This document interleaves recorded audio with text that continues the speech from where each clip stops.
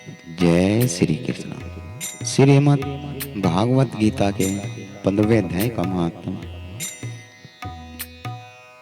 गीता ज्ञान सागर चैनल पर आपने अगर चैनल सब्सक्राइब नहीं किया है तो चैनल को सब्सक्राइब जरूर कीजिए और बेल आइकन को भी दबाइए ताकि आने वाली वीडियो का नोटिफिकेशन आपको मिलता रहे। हमारे चैनल पर आपको सभी ग्रंथों की वीडियो मिलेगी। जय श्री कृष्ण। श्री महादेव जी कहते हैं, हे पार्वती, अब गीता के 15वें अध्याय का महात्म सुनो। गौड़ देश में कृपान नरसिंह नामक एक राजा थे, जिनकी तलवार की धार से युद्ध में देवता भी परास्त हो जाते थे। उनका बुद्धिमान सेनापति शस्त्र और शास्त्र की कलाओं का भंडार था।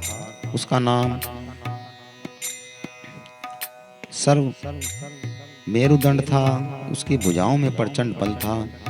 एक समय उस पापी ने राजकुमारों सहित महाराज का वध करके स्वयं ही राज्य करने का विचार किया।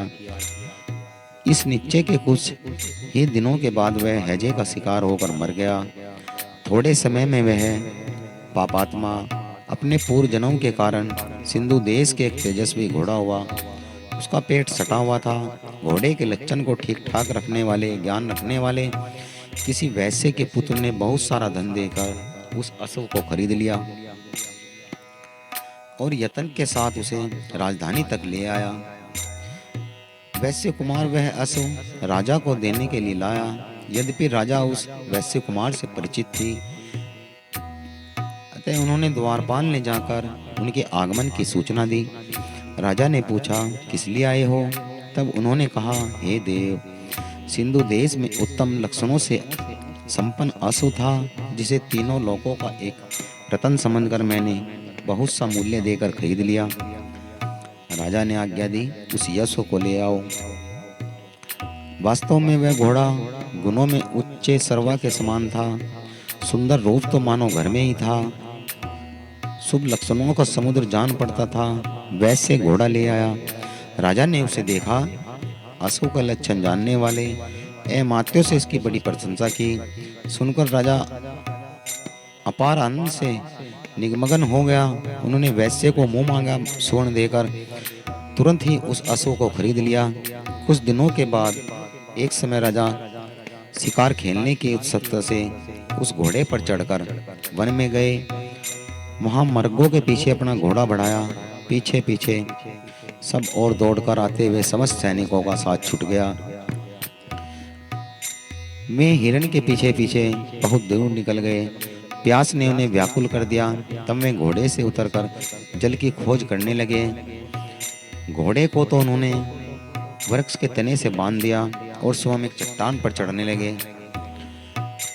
कुछ दूर जाने पर उन्होंने देखा कि एक पत्ते का टुकड़ा हवा में उड़कर शिलाखंड पर गिरा है। उसमें भागवत गीता का 15वें अध्याय का आधा श्लोक लिखा हुआ था। राजा उसे पढ़ने लगे। उसके मुख से गीता के अक्षर सुनकर घोड़ा तुरंत गिर पड़ा। अश्व शरीर को छोड़कर तुरंत ही दिव्य विमान पर बैठकर वह स्वर्गलोक को चला गया। राजा ने पहाड़ पर चढ़कर एक आश्रम देखा, जहां नाग, केसर, केले, आम और नारियल के वृक्ष लहरा रहे थे। आश्रम के भीतर एक ब्राह्मण बैठे हुए थे, जो संसार की वासनाओं से मुक्त थे। राजा ने उन्हें प्रणाम करके बड़ी भक्ति के साथ पूछा, हे ब्राह्मण, मेरा अश्व अभी अभी स्वर्गलोक को चला गया है, उसका क्या कारण है? राजा की बात सुनकर त्रिकालदर्शी मंत्रवेत्ता महापुरुषों में श्रेष्ठ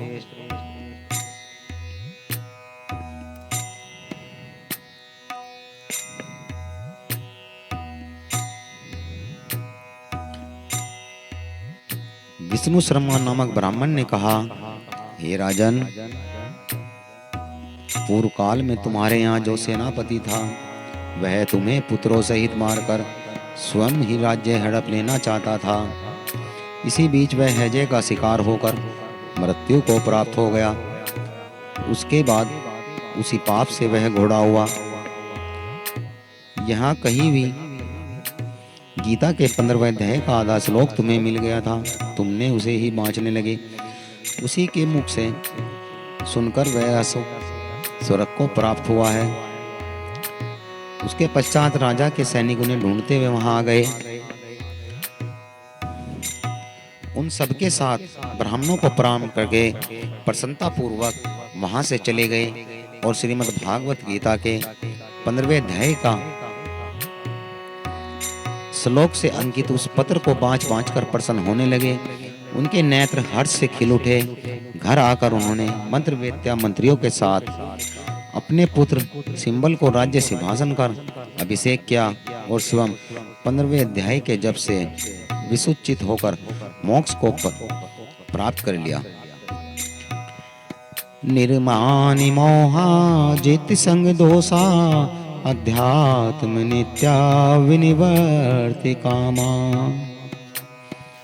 श्री कृष्ण गोविंद हरे मुरारे हे नाति नारायण वासुदेवा। श्री कृष्ण गोविंद हरे मुरारी हे नाति नारायण वासुदेवा।